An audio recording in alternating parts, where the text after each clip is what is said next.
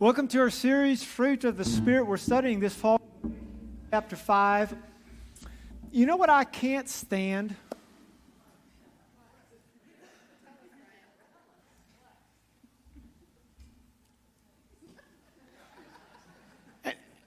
And this is probably something that bothers you as well. It's probably something that you struggle with as well.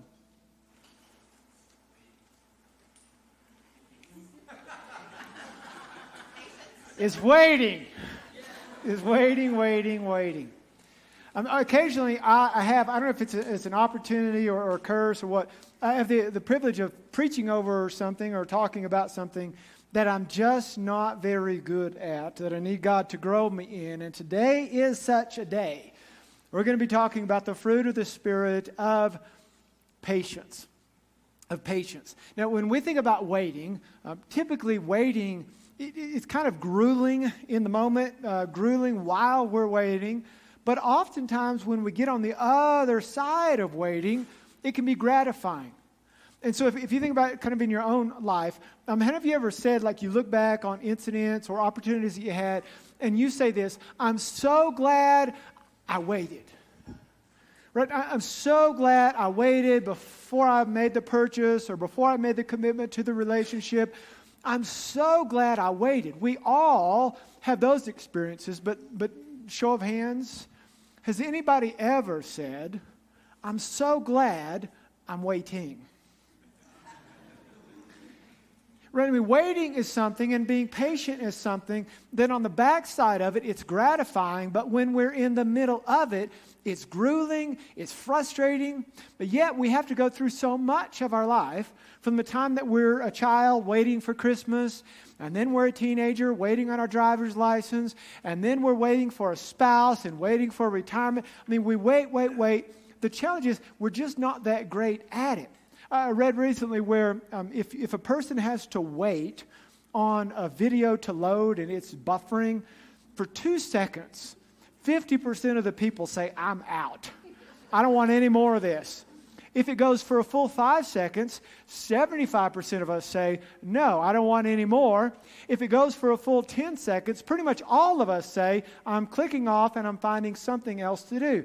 And here, the challenge or the problem with waiting is that this is not getting any better, like as a culture and as a society, because back when I grew up in the 1900s, and doesn't that sound weird to say? You did too, most of you.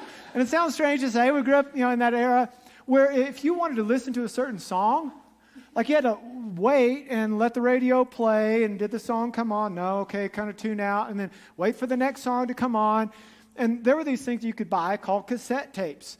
And don't know what a cassette tape is, Google it. But it's this thing that you put in this little cassette player, and you could fast forward it.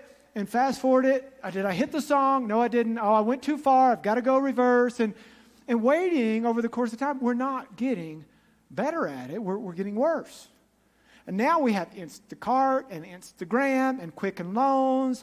And everything that we have right now, it's on demand. And so we all, hopefully, can relate to this idea that we want to grow in our ability to be patient.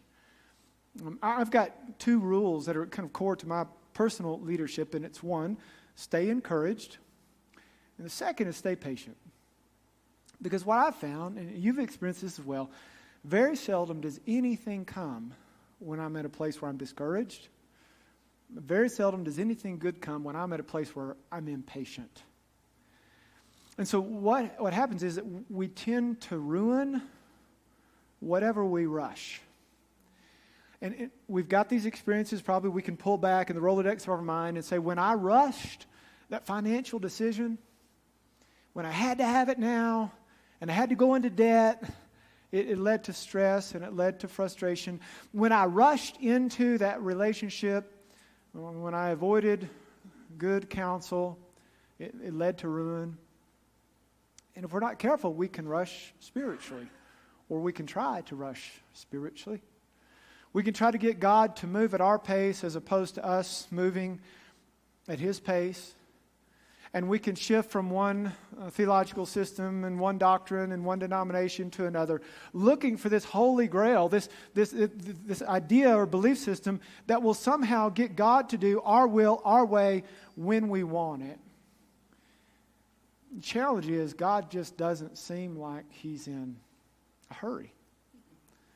He oftentimes, He just seems very unconvinced that our way is the right way. And so I want to ask two questions today. The first question is, what is patience? And the second question, how do we grow in it? We're asking in this series this question: how do we partner with the Holy Spirit to experience and then express the fruit of the Spirit? If you'll open with me to Galatians chapter 5, verses 22 and 23. Our focal verses for this fall are found right here in this statement that Paul gives to us. When he says, "But the fruit of the Spirit is love, joy, peace." That's it. Self-control. Against such things there is no law. We focus today on this word, patience. And we ask first, what is it? What does it mean? And there are two words in the original language of the New Testament that are primarily translated as patience. The first word has to do with persisting under pressure. This word is found in Romans 12:12, where Paul says, "Be patient in hardship." It's the idea of bearing up under pressure. This is what, if you were a Nuggets fan, you had to do for years and years. Bearing up under the pressure of losing seasons. But then you're rewarded with this incredible championship this past year. Unfortunately, if you're a Broncos fan, this is what you're continuing to have to endure and bear up under year after year. This is when there is external pressure, something pushing against us, we're able to bear up under it. That's the primary word that's used in the New Testament that's translated as patient. There's another word that we find translated as patient, and that's the word we find Paul using here. Now, there's overlap between these two terms, but there's also some distinctiveness between these two terms. Because the patience that Paul refers to here is essentially the ability to remain poised while you're being provoked.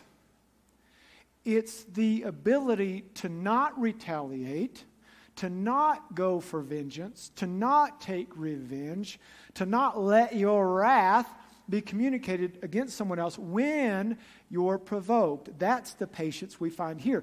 This patience is what we find in Jesus. When He's provoked, when He's mocked, He has this settled calmness, this poise. And the central truth today is just this, that patience is the ability to remain poised when provoked. This type of patience is relevant from the large, big, heavy issues of life. Like when somebody is a bully to your child or your grandchild. That you have the fruit of the Spirit to do this supernatural thing that is to remain poised while you're provoked. All the way down to the simple, mundane, everyday things of life, like letting the cookies cool before you go and try to snatch them off of the tray. It's this ability we have when we're provoked, when we're triggered, to have this calmness within us that allows us to remain poised. Now, important distinction. Patience, as Paul is defining it here, is not the same thing as indifference. It's not the same thing as apathy or not caring. It's easy to wait if you're indifferent or you don't care. A few weeks ago, our family, we went to this little place called Silver Dollar City near Branson, Missouri. Like, it's our family's favorite place to go, and our kids are at the age where they're roller coaster riding, and they have this roller coaster challenge, like who can ride the most roller coasters in a day. And one of the things that they still, in some ways I'm grateful for this, in other ways I'm not crazy about it, they still will want me to ride on the roller coasters often. And so I know this, like when I was a kid and I was ready to get on a roller coaster, I could not wait. I wanted to get on that thing. That's not quite the case today. It's entirely different. Like, you've experienced it, right? So when you get in line, if you're like over 30 or whatever, and you're not crazy about roller coasters, I could wait all day. I'm fine not to move onto that roller coaster. Well, the reason is because I'm pretty much apathetic. Like, there's nothing in me that's driving and saying, I want this. I'm not being provoked. And so if you're indifferent about a thing or if you're apathetic about a thing, it's not the same thing as patience. And patience also, important to understand, is not the same thing as passivity. Patience is not laying back, being lazy, letting life happen. It's not moving into this state where you say, well, I'm just kind of waiting on the Lord. If we equate patience with passivity or inactivity, what we'll do is we'll veil our irresponsibility under the cloak of, I'm just trusting the Lord and waiting on Him. And there could be areas of your life where if God's called you to act or He's called you to be obedient, He's called you to be proactive, we shouldn't hide behind, well, I'm just saying I'm being patient, I'm letting the Lord work in His way, in His time. Well, it may be the very case that you actually need to move and to do something. You need to worship while you're waiting, and you need to work while you're waiting. And so understanding what patience is, it's this ability to remain poised when we're provoked, and understanding what it's not, we look to really the source of patience is in the person of Jesus. I'm going all the way back to the Old Testament. We find rooted in God's core character, God is a patient God. He is slow to anger and abounding in love. And the narrative of the Old Testament demonstrates for us over and over again that God is provoked, He's patient. God is provoked, He's patient. God is provoked, He's patient. I mean, He is a long-suffering God. There's a statement that Paul, one of the New Testament writers, makes as he's writing to his protege, Timothy, in the first letter that he writes to him. He's describing himself as the chief of sinners. And I mean, he's just, he can't believe that Jesus would save him, the chief of sinners. And then he refers to Jesus as having this character. He says it was His perfect patience that allowed Him, that created this space for Paul to come into His kingdom. And it's important for us to know that when we go looking for patience, the place we find it is in Jesus. That God's heart today is patient. I believe God is being patient with us as individuals. God is being patient with us as a nation. Peter, as he writes, he makes this statement. He says, the Lord is not slow about His promise, as some count slowness, but is patient toward you, not wishing for any to perish, but for all to come to repentance. And so we find patience as a character, a quality that Jesus possesses. And so one of the reasons this is so significant to grasp God's patience, specifically as we think about waiting on Him, you may be at a stage of your life right now where you're waiting on God to do something. And so as a pattern of the way God tends to work, if you go back and you look at the Old Testament characters, Abraham, David, Noah, Joseph, the pattern, the way God tends to work is that He gives a promise, or at times there is a principle. And then after that promise or after this principle, His people oftentimes have to move into this process that could last for years. And depending on what happens in that process, there tends to be a fulfillment of that promise or a fulfillment of that principle. And so if you look at the life of David, the life of Abraham, the life of Noah, I mean, they're called out, they're given this promise at times, other times there's this principle or this direction, that in the process, God forms them, He shapes them, He grows them, He develops them.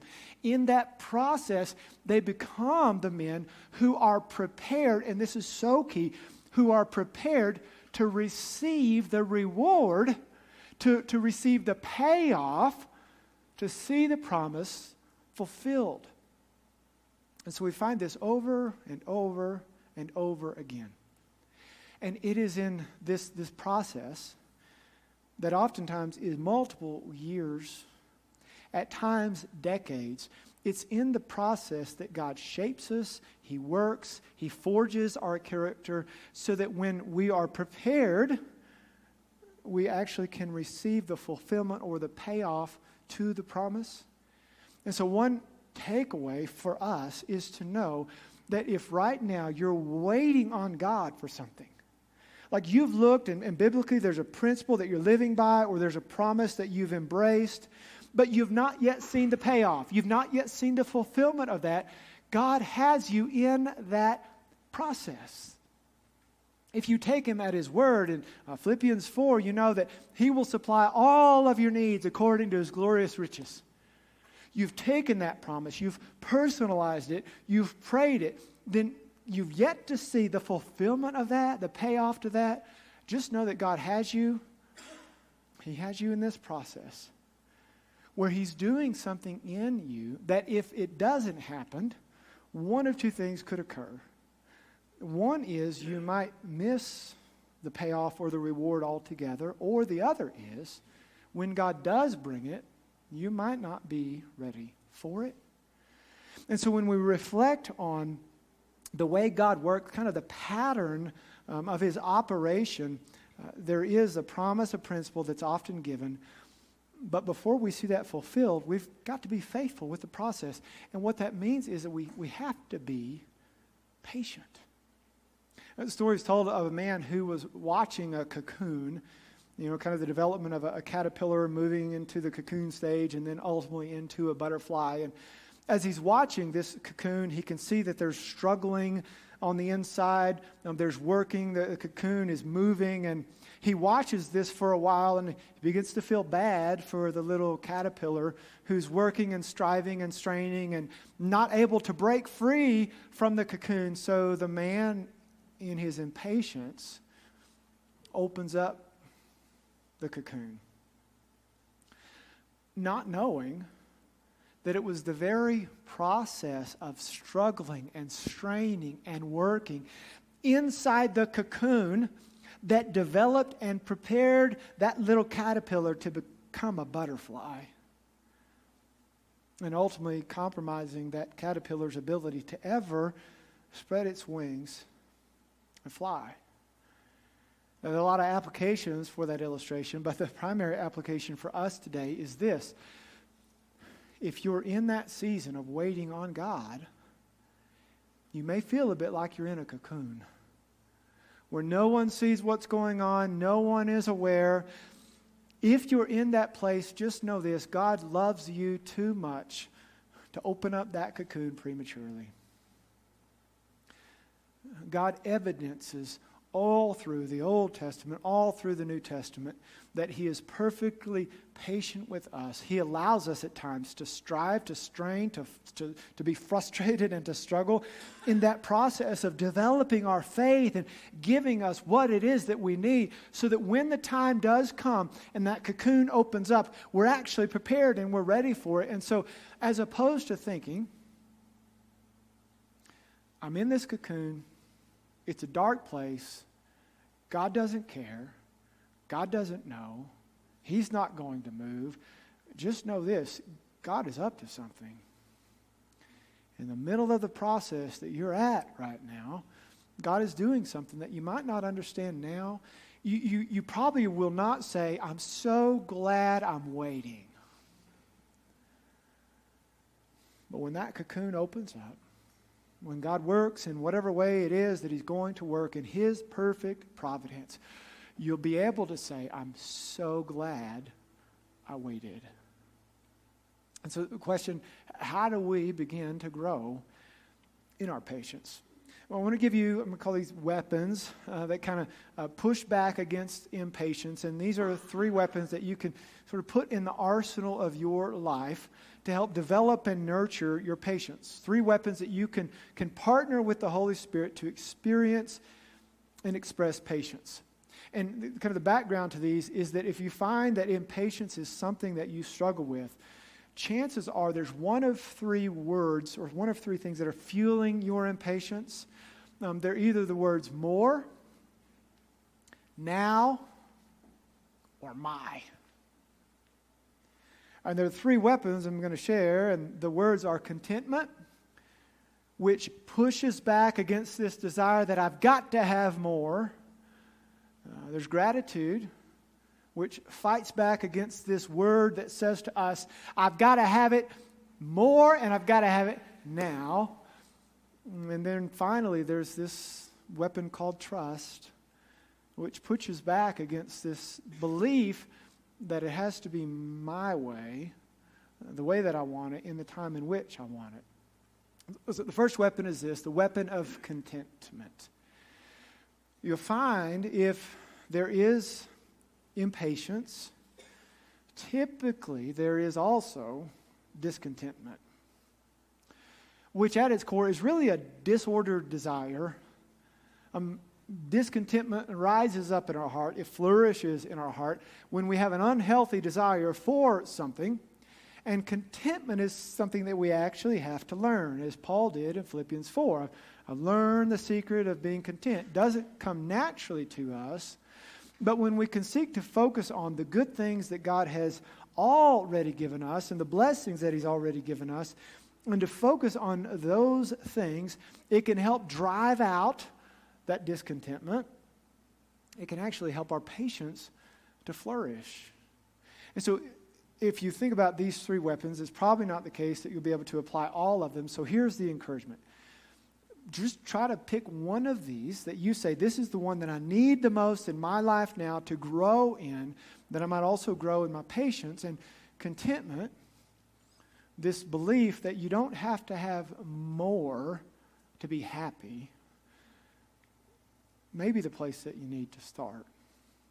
For us in a very affluent nation and a very affluent culture, very affluent area, just ask yourself the question, if I'm impatient right now, is there a discontentment that's driving that? And then if that is a desire that you have, then bring that to the Lord and just be honest and say, God, here's where I am. I'm discontent about this. I'm discontent about where I am and whatever place it is, and I pray that you'd bring me greater contentment. The second weapon is this, to help us grow in our patience. Beyond contentment is this weapon of gratitude. Whereas contentment helps us to push back against this desire for more, gratitude helps us to push back against this belief that we have to have what we want now. If you find there's impatience, oftentimes you'll also find that there's ingratitude. These two things tend to go hand in hand. And what I found is that it's hard to be grateful and impatient at the same time. Where there's a lot of gratitude, there's probably not much room for impatience. But the opposite is also true. Where there's not much gratitude, which is something that we can actually do and bring into our lives as a practice, where there's not much gratitude, we leave a lot of room open for impatience. This past weekend, it seems like just about on an every week basis, I'm challenging this. And so if you're praying for your pastor to grow in his patience, you can just please stop praying for that, because God does seem intentional to want to grow my patience. And this past week where we live, Castlewood Ranch, there's been a lot of construction for like the last 6 months. Feels like the last 6 years. You know how that goes. So I'm driving home one day, and it's single lane.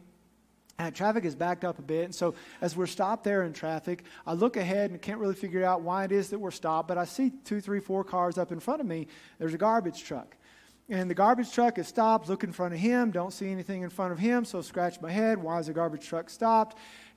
You're about to be offended on my behalf of this story, how terrible it is.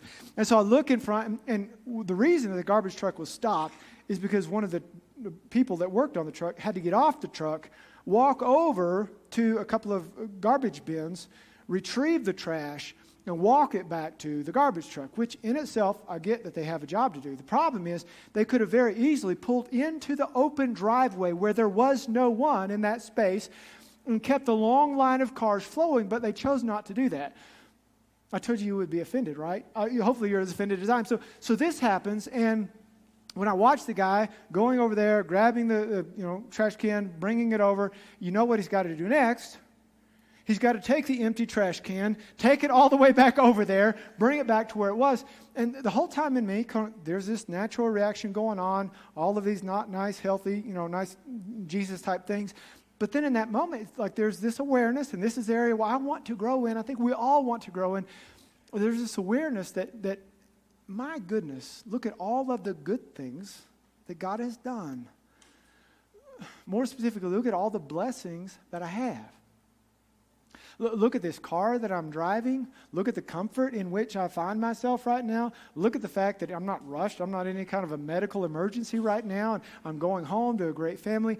And what happens, to whatever extent I experience that in these limited little wins and victories, is that gratitude, that focusing on those things that are good, it tends to push out and drive out, friends, so much impatience in this guy's heart and soul. And I just have to believe that's true for all of us. That where you find yourself impatient and saying, I've got to respond, and just backing away and remembering all of the good things that God has done and the good things that He's doing, and practicing gratitude, it really helps diffuse a lot of that impatience and really helps us to foster this sense of being poised while we're being provoked. The final weapon, and this may be the one that you need to take and apply, it's the weapon of trust. And I think of all of these, this is really core to patience.